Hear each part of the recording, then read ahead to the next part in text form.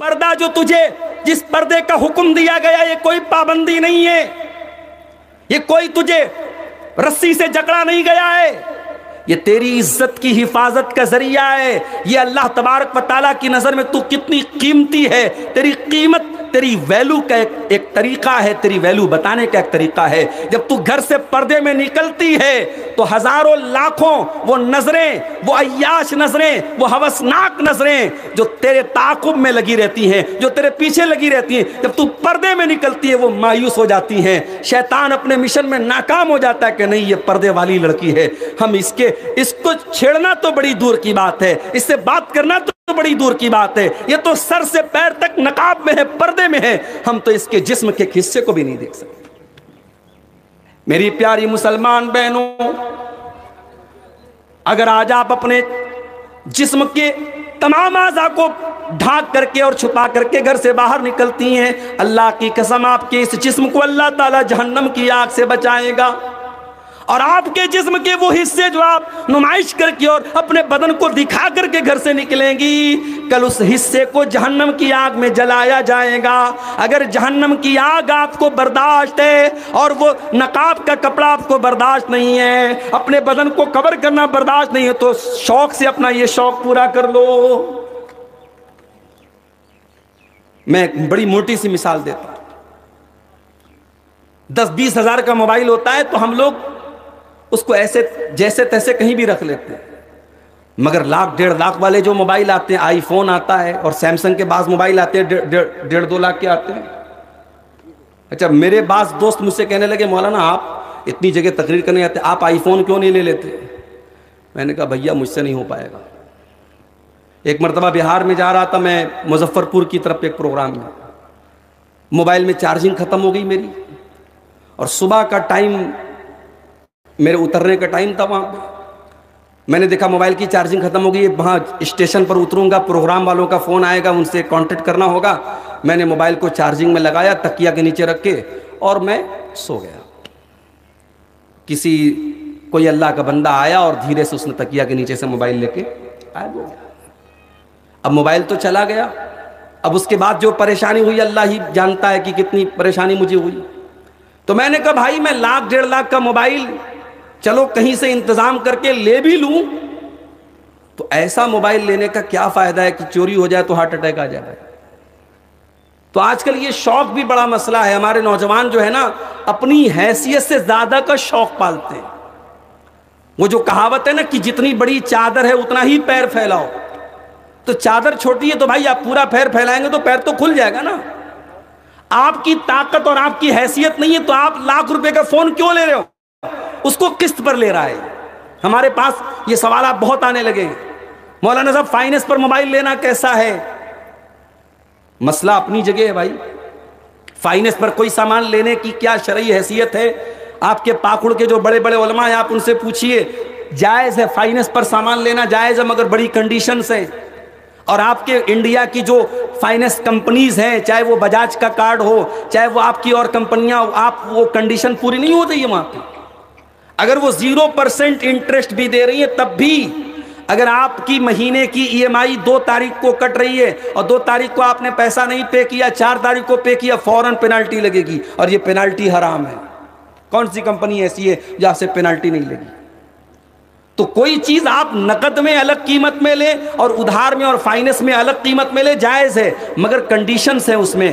آج وہ کنڈیشنز ہمارے انڈیا کی بہت کم کمپنیاں ہی پوری کر سکتی ہیں، اس لیے بہت شدید مجبوری ہو، جیسے کوئی بڑی کار لینا ہے، 4 ویلر لینا ہے، تو لوگ بتاتے ہیں کہ اس کو کیش لینے میں بڑے مسائل ہیں، اس کو فائننس ہی کرانا پڑتا ہے، تو وہ ایک مجبوری ہو سکتی ہے۔ آپ موبائل فائننس کرا رہے ہیں، آپ 10,000 کا موبائل لے سکتے مگر آپ 40,000 کا لے رہے ہیں، آپ مہینے مہینے قسط بھر رہے ہیں، تو یہ شوق جو پورا کرنے کا معاملہ ہے میرے بھائیوں، یہ آج ہمارے نوجوانوں کو برباد کر رہا ہے۔ تو قیمتی جب موبائل ہوتا ہے تو آدمی اس کی حفاظت کرتا ہے۔ اسلام کی نظر میں عورت بھی قیمتی ہے، اتنی قیمتی ہے کہ اللہ کے نبی فرماتے ہیں الدنیا کلھا متاع، دنیا پوری کی پوری فائدہ اٹھانے کی چیز ہے، وَخَيْرُ مَتَاعِ الدُّنْيَا، اور دنیا کی سب سے قیمتی دولت المرأۃ الصالحہ، نیک عورت ہے، سب سے قیمتی دولت نیک عورت ہے۔ میری پیاری بہنوں، آپ جب پردے میں نکلتی ہو، آپ کا پردہ دنیا والوں کو کیا پیغام دیتا ہے؟ اللہ قرآن میں کہتا ہے یا ایھا النبی قل لازواجک وبناتک ونساء المؤمنین یدنین علیہن من جلابیبہن، اے نبی اپنی بیویوں سے کہہ دیجئے، اپنی بیٹیوں سے کہہ دیجئے، اور تمام مسلمان عورتوں سے کہہ دیجئے جب وہ اپنے گھر سے نکلیں یدنین علیہن من جلابیبہن، تو وہ اپنے اوپر جلباب ڈال لیں۔ یہ قرآن کا حکم ہے، یہ یونیورسل حکم ہے، یہ جھارکھنڈ کے آپ کے مجلاٹی گاؤں پر بھی اپلائی ہوگا اور بنگال کے علاقوں میں بھی اپلائی ہوگا۔ بڑی عجیب بات ہے صاحب، میں بنارس کا رہنے والا ہوں، ہمارے بنارس میں کچھ مسلمانوں کی برادریاں ایسی ہیں جہاں عورتیں پردہ ہی نہیں کرتی۔ وہاں کہا جاتا ہے صاحب یہ برادری مسلمانوں کی، یہ فلاں برادری، ان کے یہاں پردہ نہیں ہے۔ پردے کا تعلق کسی برادری سے نہیں ہے میرے بھائیوں، پردے کا تعلق کسی کاسٹ سے نہیں ہے، کسی جاتی سے نہیں ہے، پردے کا تعلق اسلام سے ہے، پردے کا تعلق قرآن سے ہے، پردے کا تعلق مسلمان سے ہے۔ اللہ قرآن میں کہہ رہا ہے یدنین علیہن من جلابیبہن، جب یہ عورتیں گھر سے نکلیں تو اپنے اوپر جلباب ڈال لیں، اپنے اوپر چادر ڈال لیں۔ اب ذرا غور کرنا میری بہنوں، جو مسلمان عورت ہوگی وہ پردے میں نکلے گی، ذالک ادنیٰ ان یعرفن فلا یؤذین، اور یہ پردہ دنیا والوں کو بتائے گا یہ مسلمان عورت ہے، یہ با پردہ عورت ہے، یہ عفت مآب عورت ہے، یہ پاک باز عورت ہے، اور کوئی اس کو چھیڑنے کی جرات نہ کرے گا۔ او میری بہنوں، جو اسلام آپ کو پردے میں نکلنے کی تعلیم دیتا ہے، آج کوئی بہروپیہ آ کر کے آپ کو پٹی پڑھاتا ہے اور آپ اس کی باتوں میں آ جاتی ہے اور آپ کو لگنے لگتا ہے کہ اسلام آپ کو رسیوں میں جکڑ رہا ہے۔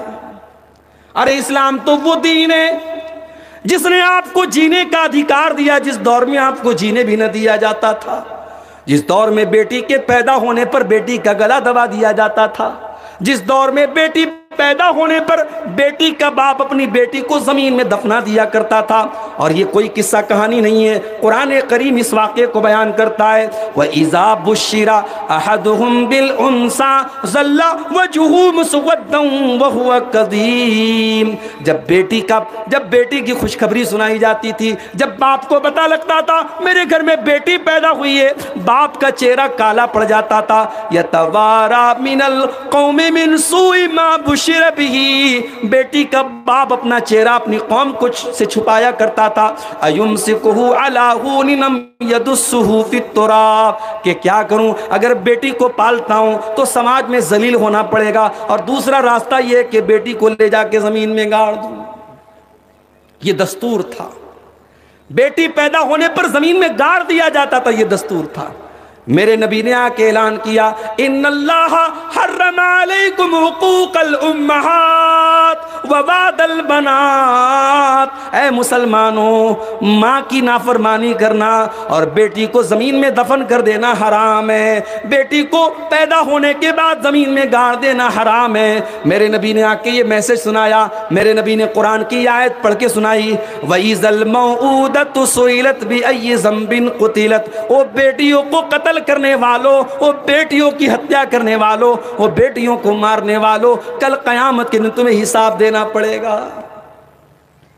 ہماری ایک اسٹوڈنٹ ہیں آن لائن، ہم سے انہوں نے تعلیم حاصل کی ہے، اسی بہار کی آپ کے موتیہاری کی رہنے والی ہیں، ڈاکٹر ہیں، میڈیکل ڈاکٹر ہیں۔ ان کا ایک دن میرے پاس میسج آیا مولانا میرے ہاسپٹل میں ایسے بھی کیس آتے ہیں، بچہ پیدا ہوتا ہے ناجائز طریقے سے معاملہ ہوا تھا اور بچہ پیدا ہوتا ہے، اور ماں جو ہوتی ہے یا کپل جو ہوتے ہیں بچے کو چھوڑ کے چلے جاتے ہیں، اور ہمارے پاس ایسے بھی جوڑے آتے ہیں جو ان بچوں کو مانگتے ہیں، تو کیا ہم ان بچوں کو دے سکتے ہیں یا ان بچوں کو کسی اچھے لوگ انسان کی پرورش میں دے سکتے ہیں؟ تو میں نے کہا کوئی حرج کی بات نہیں، کسی بھی ماں باپ کی غلطی کی سزا اس کے بچے کو کیوں دی جائے؟ بچہ اگر پیدا ہوا ہے اس کی زندگی بچانا چاہیے، اس کو جینے کا ادھیکار ہے۔ حالات یہ ہے میرے بھائیوں سماج کے، آج زناکاری اور بدکاری کے ذریعے جنم دیے جانے والے بچے آج یا تو ماں کے پیٹ میں ہی قتل کر دیے جاتے ہیں ابارشن کے ذریعے، یا پھر ہاسپٹلوں کے ڈسٹ بین میں پھینک دیے جاتے ہیں۔ ہزاروں واقعات آپ کے سامنے موجود ہیں۔ میری بہنوں، اسلام وہ پاکیزہ مذہب ہے جس نے آپ کو جینے کا ادھیکار دیا ہے۔ جس دور میں آپ کو مار دیا جاتا تھا، میرے نبی نے آپ کو جینے کا ادھیکار دیا۔ اور اتنا ہی نہیں، بیٹی پیدا ہونے پر میرے نبی نے جنت کی خوشخبری دی۔ آپ نے فرمایا من ابتلی من هذه البنات شیئا کن لہ سترا من النار، جس کو اللہ تعالیٰ بیٹی دے کر کے آزماتا ہے، جس کے حصے میں بیٹی آتی ہے، جس کو بیٹی کی پرورش کرنا پڑتا ہے اور اس امتحان میں وہ کھرا اتر جاتا ہے، اللہ کے نبی فرماتے ہیں کن لہ سترا من النار، وہ بیٹیاں اپنے ماں باپ کو جہنم کی آگ سے بچاتی ہیں۔ اور آپ نے یہ بھی فرمایا من آل جاریتین، جس نے 2 بیٹیوں کو پالا حتیٰ تبلغا، یہاں تک کہ وہ بیٹیاں جوان ہو گئیں، جاء یوم القیامہ، وہ انسان قیامت کے دن آئے گا، اس حال میں آئے گا انا وہو کہاتین، آپ نے اپنی دونوں انگلیوں سے اشارہ کر کے فرمایا جیسے یہ دونوں انگلیاں ایک دوسرے سے ملی ہوئی ہیں، ایک دوسرے سے اٹیچ ہیں، بیٹی کو پالنے والا اور بیٹی کو پالنے والی، بیٹی کی پرورش کرنے والے ماں باپ قیامت کے دن اللہ کے نبی کے ساتھ رہیں گے۔ یہ مقام ہے بیٹی کی صحیح پرورش کرنے والے کا۔